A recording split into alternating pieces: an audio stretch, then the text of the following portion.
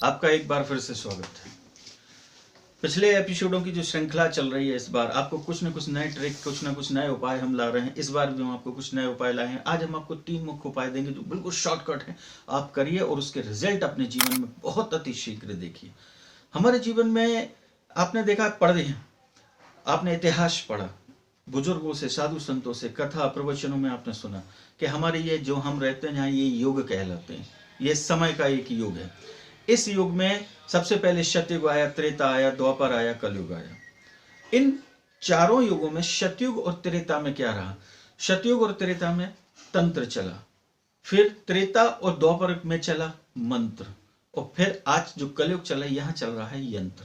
पहले वो तांत्रिक क्रियाएं करते थे और तांत्रिक क्रियाओं से सिद्धियां प्राप्त करके राक्षस स्वर्ग तक पहुंच जाते थे। फिर आई मंत्र की बारी। जब मंत्र का समय आया, मंत्र का युग आया, तो आपने देखा है कि उन्होंने धनुष में मंत्र पढ़ा और तीर प्रकट हो गए, जो चाहे कर देते थे। तो आज आया यंत्र का समय, यह कलयुग है। कलयुग का अर्थ होता है कला का युग, कलयुग का अर्थ होता है कल पुरुषों का युग। आज यदि जिसके पास कला है उसकी संसार में कीमत है। जिसके पास कला नहीं होगी, आप देखेंगे कि उसकी घर में भी रहते हुए कोई ज्यादा विशेष कीमत नहीं होती।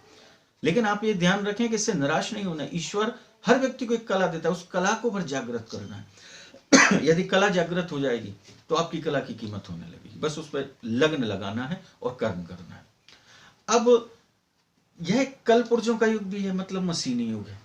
पहले जो हम तंत्र या मंत्र से पुराने लोग करते थे, उन्हें मंत्र पढ़ा और हवा चलने लगी, पानी गिरने लगा, वही आज भी हो रहा है।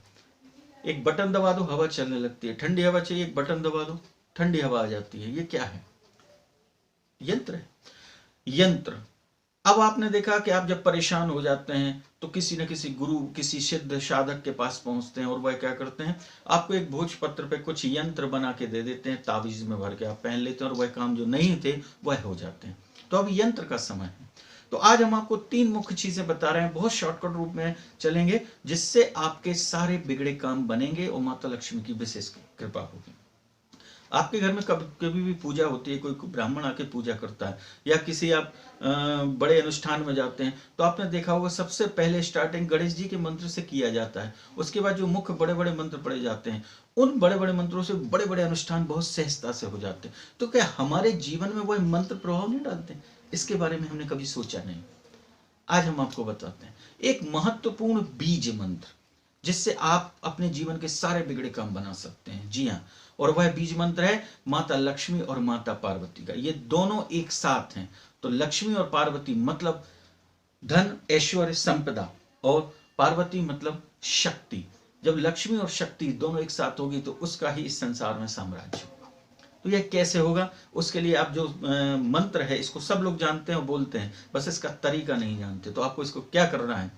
आपको पढ़ना है यह मंत्र, ओम सर्व मंगल मांगल्ये शिवे सर्वार्थ साधिके शरण्ये त्र्यंबके गौरी नारायणे नमोस्तुते। यह मंत्र आप सब जानते हैं। अब इसका उपयोग नहीं जानते, क्योंकि जब तक आप उसका उपयोग नहीं जानेंगे आप उसका फायदा नहीं उठा पाएंगे। आपको करना क्या है? आपके घर में माता लक्ष्मी, माता पार्वती, जो भी आपकी फोटो हो, भगवान हो, जैसे बैठे हो, उनके समक्ष आपको प्रार्थना करना। उनके समक्ष बैठी आपकी जो भी समस्या हो, घर की हो, परिवार की हो, कर्ज की हो, किसी से परेशानी हो, जो भी आपके पास समस्या आती है, उनसे प्रार्थना करना है। दिन शुक्रवार को सुबह नहा धो के उनके समक्ष बैठिए और उनसे कहिए कि आज से आप हमारी इस समस्या को हल करें। आज से प्रतिदिन मैं 21 बार इस मंत्र का जाप करूंगा या करूंगी। जी हाँ, 21। और जैसे ही आपने 21 बार जाप करना चालू किया, 2 मिनट 2.5 मिनट लगेंगे, ज्यादा समय नहीं लगता है। तो या कभी आप नहीं सुबह कर पाते किसी कारणवश, तो इसको शाम को भी कर सकते हैं, लेकिन सुबह सुबह करें, क्योंकि शुक्र का दिन है। शुक्र ऐश्वर्य के देवता हैं, ये ही सुख और संपदा सब प्रदान करते हैं। तो इसके लिए आपको शुक्रवार का दिन चुनते हुए इसको शुरू करना है। आप इसको 21 बार करिए, 21 दिनों के अंदर रिजल्ट देखिए कि आपके काम बनना चालू हो। 21 को आपस में जोड़िए, 2 और 1 3 होता है। 3 हमारे अंक ज्योतिष का एक मूल, सारे अक्षर जितने हैं वे सब अपने आप में बहुत महत्वपूर्ण है, लेकिन 3 एक मुख्य है, क्योंकि 3 अंक ज्योतिष के अनुसार भगवान विष्णु का अंक माना जाता है। 3 नवग्रहों में चलते हैं, तो 3 मंगल ग्रह का अंक है, रविवार, सोमवार, मंगलवार। मंगलवार जो 3 है, मंगल देवता जो हैं वह कौन है? वह नवग्रहों के सेनापति हैं। और यदि जिसका सेनापति मजबूत होगा, मतलब आपकी कुंडली में यदि मंगल मजबूत है, तो आपका शत्रु अपने आप नष्ट हो जाएगा और आप जो चाहोगे वो सारे मंगल कार्य आपके जीवन में होंगे। तो आपको करना क्या है? बहुत छोटा सा काम करना है आपको। मंगलवार के दिन, मंगलवार के दिन आपके आसपास जो भी हनुमान जी का मंदिर हो, आपको करना क्या है? एक भोजपत्र लेना है। उस भोजपत्र पे आपको रक्त चंदन, बाजार में मिलता है, रक्त चंदन से ऐसे खाने बनाना है। 4 खाने बना लीजिए और चारों खानों में आपको 3 3 3 3 ऐसा लिख देना है। और वह जाके आप जो हनुमान जी का मंदिर है, मंगलवार के दिन जाके हनुमान जी के चरणों में उसको रख दीजिए और आपकी जो मनोकामना है वह कही है, वह पूरी जब हो जाए, कुछ देर रखा रहने दे, फिर उसको आप उठा लाइए और उठाकर आप अपने घर में जो आपका बैठक रूम है, उसमें जो आपकी दक्षिण दिशा की दीवार है, उस पर आप जाके इसको चिपका देना, ऐसा लगा देना। जब आप उसको चिपकाएंगे तो चिपकाते ही साथ आपके घर के सबसे पहले वास्तु दोष नष्ट हो जाएंगे। जी हाँ, मंगल की कृपा होगी और वास्तु दोष जैसे ही नष्ट होंगे तो आपके घर से नकारात्मक ऊर्जा चली जाएगी। तो सबसे पहले कलह खत्म हो जाएगा, कलह खत्म होगा तो सुमति होगी और जहां सुमति तहां संपत्ति नाना, आपके कामों में बरकत होना चालू हो जाएगी। यह एक छोटा सा उपाय था, इसको करिए दिन मंगलवार के दिन। दूसरा आपको क्या करना है? दिन बुधवार, एक उपाय तो ये करें। दूसरा उपाय, दिन बुधवार को आपको फिर से एक भोजपत्र लेना है और यदि मान लो आपके लिए भोजपत्र उपलब्ध नहीं है, नहीं मिल पा रहा है, तो क्या करेंगे? एक सफेद कोरा कागज लेंगे। उस कोरे कागज पे अब आपको क्या लिखना है?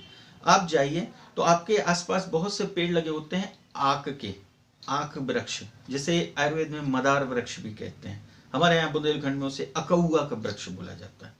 तो आक के वृक्ष के पास जाना है सुबह सुबह बुधवार के दिन और जाके उसमें जो फूल खिले रहते हैं सफेद कलर के, आप उसको जब नीचे से डंठल तक सहित तोड़ेंगे तो उसमें से दूध जैसा पदार्थ निकलेगा।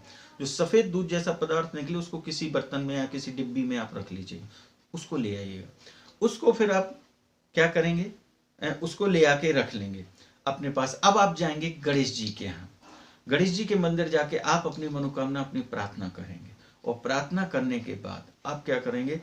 गणेश जी जहां बैठते हैं, जो मूर्ति है वो उसके 3 पीछे 2, एक इस तरफ एक इस तरफ, जो दीवालें हैं, इन दीवालों पे आपको उस सफेद जो दूध है उससे लिखना है 1 1 माने 11 11 11, ये 3 जगह लिखना है अपनी मनोकामना कह के और आपको चले आना है प्रणाम करके। बस आप देखिए 11 दिन नहीं हो पाएंगे और आपके काम की सिद्धियां चालू हो जाएंगे। आपका कर्ज चढ़ा है उसकी चुकने की राह बनेगी, व्यापार नहीं चल रहा है व्यापार चलने लगा, शादी विवाह में रुकावट है वो दूर हो जाएगी, नौकरी नहीं लग रही है तो नौकरी में जो बाधाएं आ रही हैं वो उसको गणेश जी की कृपा से नष्ट होंगी। यह यंत्र कहलाते हैं। यह हमने आपको मुख्य 3 उपाय बताए हैं। यदि इन 2 उपाय जो 3 हो गए इनको कर सकते हैं, बहुत आसान है, सरल है। एक मुख्य और आपको बता रहे हैं जो आप प्रैक्टिकल करेंगे। बहुत सुनते रहते हैं लोगों को, ये पहन लो, वो पहन लो, ये कर लो, ये कर लो, कैसे होगा। अब इसमें एक शॉर्टकट तरीका आपको दे रहे हैं, बहुत शानदार। आपको क्या करना है? हर आदमी एक पर्स रखता है, चाहे स्त्री हो चाहे पुरुष हो। पुरुष और जो स्त्री, आप चाहते हैं कि हमारा पर्स खाली ना हो, तो वह पर्स भरेगा कैसे? कर्म तो करना है, लेकिन उसको भरने का एक शॉर्टकट तरीका है। आप कोई भी नोट ले लीजिए, एग्जाम्पल 10 का नोट ले लो, 50 का नोट ले लो, लेकिन नोट ऐसा लेना जिसको खर्च नहीं करना, ये विशेष ध्यान रखना। कितनी इमरजेंसी आ जाए उसको खर्च नहीं करना, तो आपका काम बहुत अच्छी आसानी से बन जाएगा। करना क्या है? आपको नोट लेना है और वो भी दिन होगा शुक्रवार का। शुक्रवार का दिन माता लक्ष्मी का दिन कहा जाता है। तो शुक्रवार की सुबह आप कोई 10 का, 20 का, 50 का, 100 का, जो आप खर्च नहीं कर सकते वह नोट लेंगे और उस नोट पे लिखना है आपको 9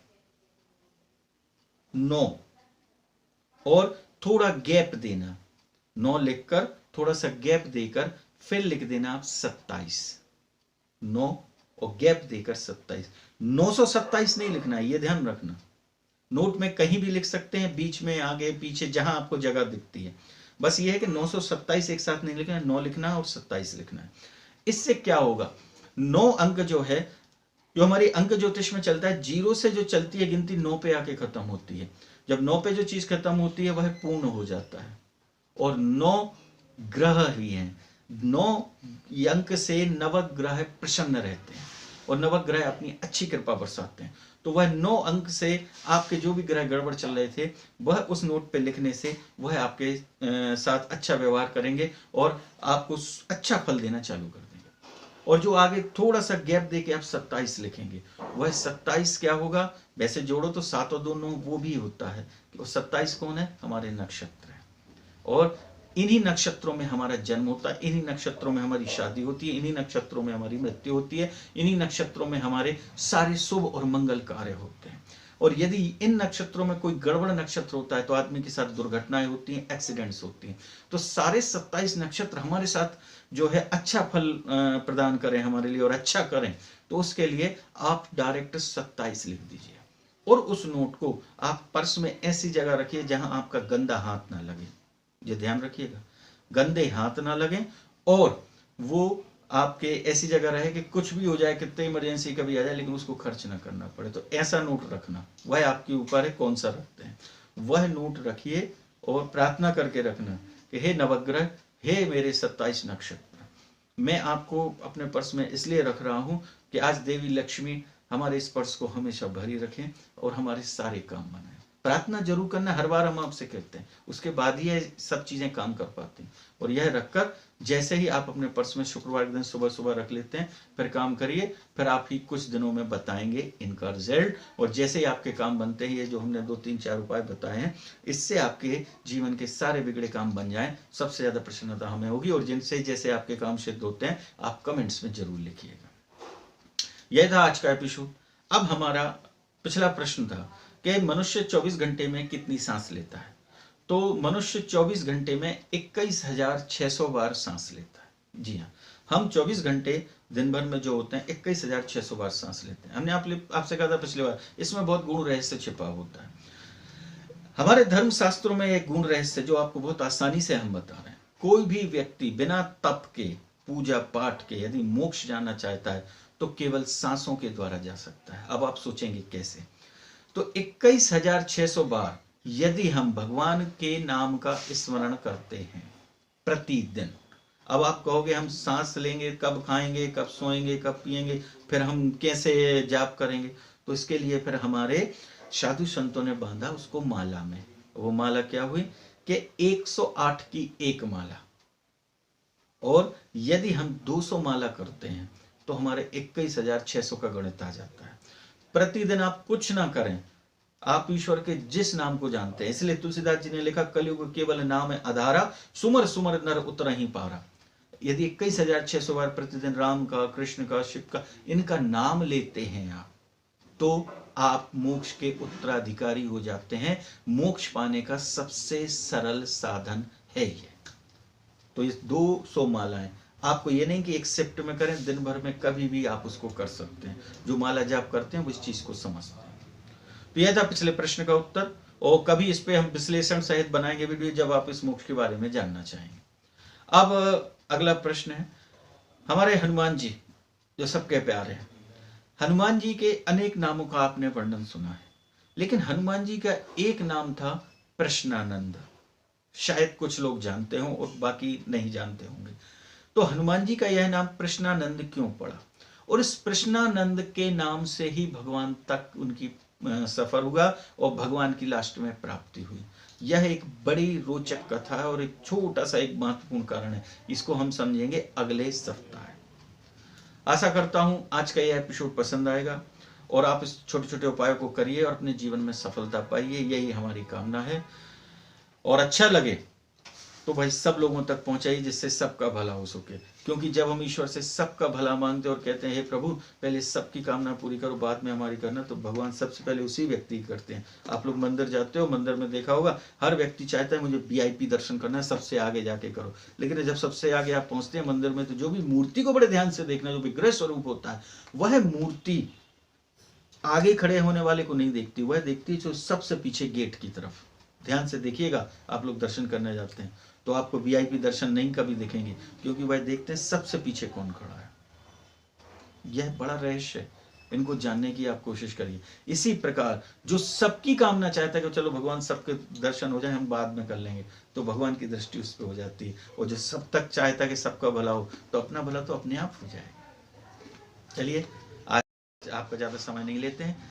भगवान श्री कृष्ण आपकी सारी मनोकामनाएं पूरी करें, आप स्वस्थ रहें और आपके घर में सुख समृद्धि आए, घर क्लेश मिटे और आपसी प्रेम बना रहे। इसी आशा सहित आज्ञा दीजिए। जय श्री कृष्ण।